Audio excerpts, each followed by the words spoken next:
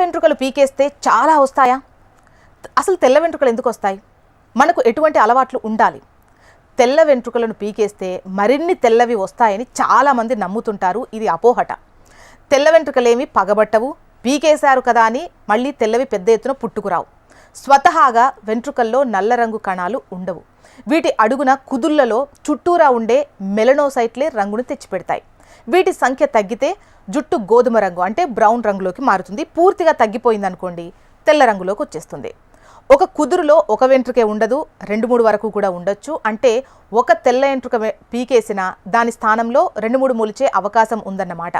ఇవి తెల్లగానే ఉంటాయి అంతే తప్ప పీకేస్తే మరిన్ని తెల్ల వెంట్రుకలు మొలుస్తాయి అనడంలో నిజం లేదు. చిన్న వెంట్రుకలు ఒత్తుగా పొడవుగా ఉన్నవి పలుచగా కనిపిస్తాయి కదా. పీకేసిన తెల్ల వెంట్రుకలు చిన్నవైతే కొత్తగా వచ్చేవి ఒత్తుగా కనిపిస్తాయి. దీంతో ఎక్కువ తెల్ల వెంట్రుకలు వచ్చినట్టు అనిపిస్తుంది. ఏదేమైనా ఒకసారి వెంట్రుక తెల్లబడితే తిరిగి నల్లబడదు. దీన్ని వెనక్కు మళ్లించలేం. కానీ మిగతావి త్వరగా తెల్లబడకుండా మాత్రం చూసుకోవచ్చు. నల్ల రంగుకు కారణమయ్యే మెలనోసైట్లు తగ్గడానికి విటమిన్ డి లోపం, మానసిక ఒత్తిడి, ఈ సిగరెట్లు తాగడం, ఇతరులు కాల్చిన సిగరెట్ల పొగ పీల్చడం, వాయు కాలుష్యం, నిద్రలేమి, షిఫ్ట్ ఉద్యోగాలు, విశృంఖల కణాల వంటి రకరకాల అంశాలు కారణమవుతాయి. వీటి బారిన పడకుండా చూసుకుంటే వెంట్రుకలు తెల్లబడే వేగాన్ని తగ్గించవచ్చు.